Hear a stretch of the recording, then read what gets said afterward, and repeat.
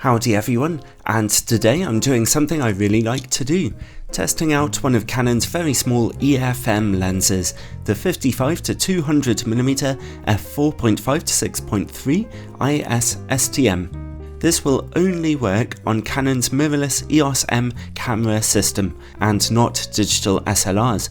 The lens is £250 new or $350 US. Don't pay that much though, you can get one on eBay for far less money. And it's obviously a telephoto zoom lens. 55mm is taking off from where the original 18-55mm kit lens finished and zooms in to 200mm. It's not all that far actually, as you can see here you're hardly getting right in on the action, but still it's a potentially useful zoom range. The maximum aperture of f4.5-6.3 is pretty dark. This lens does not let in a lot of light, but that is somewhat made up for by its very good image stabilization system. Here's some handheld video footage without stabilization, and here it is turned on. Very efficient and quite good for handheld video work. The lens itself is one of the smallest telephoto zoom lenses Canon have ever made, being fairly short and very narrow. It's lightweight and made of plastic, based on a plastic lens mount, but actually the build quality feels very good. The zoom ring works very smoothly, making it very handy to use. The manual focus ring is electronically coupled to the STM autofocus motor, but it's very nice and responsive to being turned, like in all of Canon's EF-M lenses. The autofocus motor runs quite quickly and accurately. The front of the lens has a very small filter thread size of only 52mm, but unfortunately it does not come with a lens hood. Overall, this piece of kit is really small and portable with good build quality and a very small size. It's a very attractive option. Let's see about image quality then. I'll be testing it on my 24MP Canon EOS M3 with inner camera corrections turned on. At 55mm and f4.5, the lens is nice and sharp in the middle and quite soft in the corners. It's a touch sharper at f5.6 and not so bad at f8, and finally at f11 the corners are as sharp as you're going to get.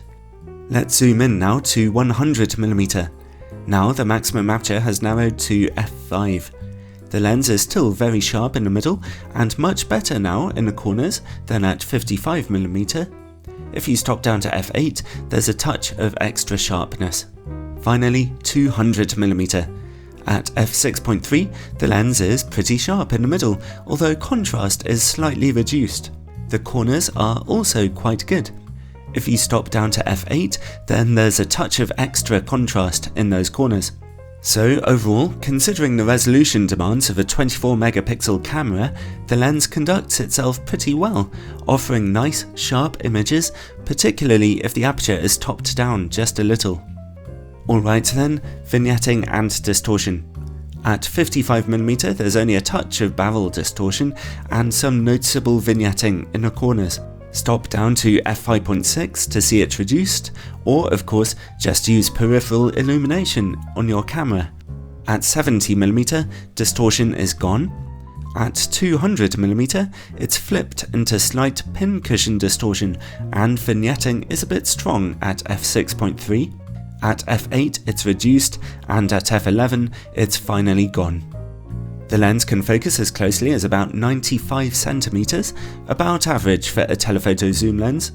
It remains quite sharp at those close distances, but stop down to f8 for a little more resolution there.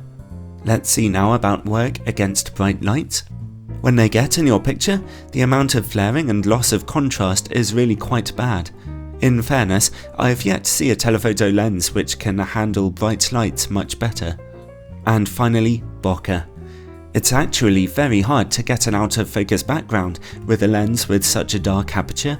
When you do, those backgrounds look smooth enough without any particular distractions.